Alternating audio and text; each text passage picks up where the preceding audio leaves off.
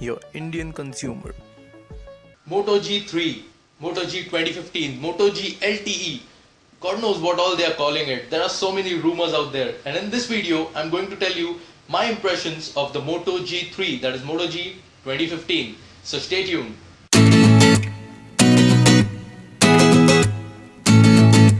So firstly, let's talk about the release date of Moto G3, that is Moto G 2015.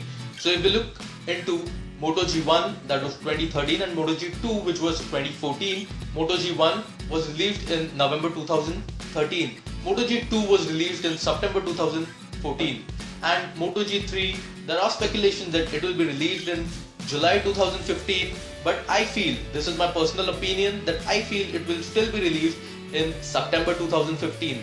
So that is what I feel. The release date and the release month will be September 2015, which will be done along with the Moto X. So first they will announce the Moto X, and then soon they will announce the Moto G3. That is how Motorola has always come out with the product. Well, that is my take on the release date. Let's see what the technical specifications will be like. There are plenty of speculations out there. Simply if you Google Moto G3 right now in Google, you will find all these links, and we will see 2-3 of them closely. So firstly, here I have the gadgets.ndtv.com, and they have captured a mistake done by Flipkart. Flipkart had accidentally listed Moto G3, the third generation phone, on their site, and soon they took it off. The tech spec that we captured there was 1.7 GHz Snapdragon 610 processor with a 2GB RAM, 5 or 5.2 inch Full HD display, and of course it is a 4G LTE model, and this is a 64-bit cell phone. One very important thing that we observed on Flipkart was they reduced the Moto G 2nd gen price from around 13,000 to 11,000 there. The slash in the prices closely signifies that the release of Moto G 3rd gen is closing around the corner. Well, this was another website which had shown the Moto G3 tech spec, which was the techfrag.com, and here are the specifications. Very much similar things that we observed here too, with showing a 4G enabled LTE model, a Snapdragon 610 processor. The processor was a common thing that we observed between Flipkart and TechFrag. Lastly, let's see GSM Arena. GSM Arena is a very old, reputed and accurate site, and let's see what they had listed. So they have listed the Moto G3 on their website, which is a rumored model. So they have clearly mentioned it being a speculated specification over there. Now right here we are comparing the two, the Moto G 2nd gen and the Moto G 3rd gen, which are listed on GSM Arena. So there both you can see 5-inch screens with a higher PPI on the 3rd gen model, which is a nice thing to observe. That is what we expect. We expect a higher PPI, because that was the one drawback that we observed in the Moto G2, as Moto G1 sported a higher PPI. The operating system, of course, it will come lollipop out of the box. The processor that you see here is a 1.7 Cortex A53 quad-core processor, which will of course be Snapdragon 610, Adreno 405 GPU again there, internal memory which is 8 or 16 GB, which I feel is really low, RAM 2 GB will be sufficient. Nothing mentioned in detail about the camera on the Moto G3 here on GSM Arena. These are the rumored specs that we found on the net. Now I'll let you know what my expectations are. I expect a 5-inch display with a 441 PPI, a 16 or 32 GB inbuilt storage capacity, and a 2 GB RAM, a 13 megapixel camera, primary 2 megapixel front facing camera with a 1080p capacity of video. An octa-core processor will give that top-notch performance, and out there are many competitors who are sporting a Snapdragon octa-core processor. So if Moto G3 has to compete with them, it is very important to sport an octa-core processor. With Adreno 405 GPU will be good enough, along with a 3000 mAh battery.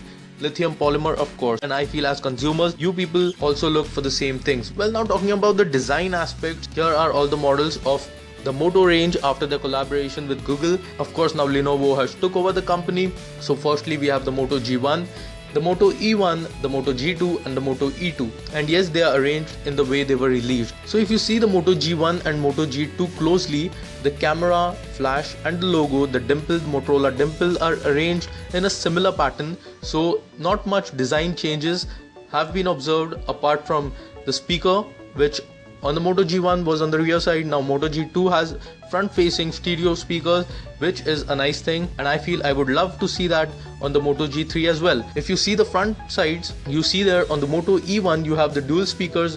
Moto G2 also had the dual speakers, and Moto E did not have the dual speakers. It just had one speaker there right on the top. If you see the Moto G2, Nexus 6 and Moto X2, they look a bit similar from the front. Even if we get that look, I'll be really happy with that. If you see the sides of these cell phones, especially the left hand side where all the buttons are located, you will observe a very similar design and pattern, which is very ergonomic. A little texture change on the power lock and unlock button was seen on the Moto E2, which I really like. That gave the button a really nice feel and touch. So I expect a similar texture on the button quality on the Moto G3. The bottom side, which is best for the charging port.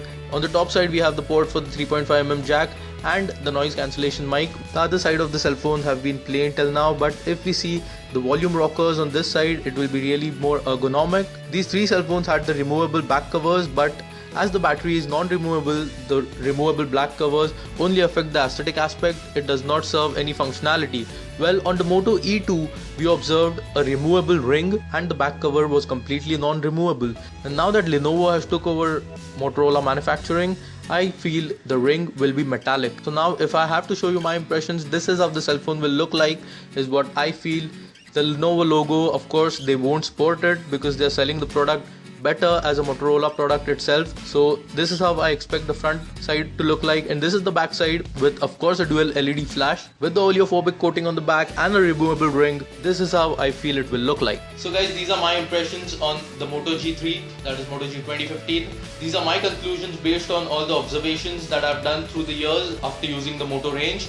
And well, these are my speculations, so I'm not promising you that the Moto G3 will look exactly like this.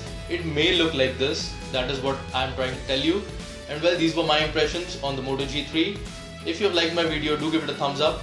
Do mention your views and your takes on how the Moto G 2015 will look like. I'll be happy to read all your comments, read all your views, and please subscribe to my channel if you like what I'm doing. Well, this was Prasad with Padak, your Indian consumer, signing off. Thank you.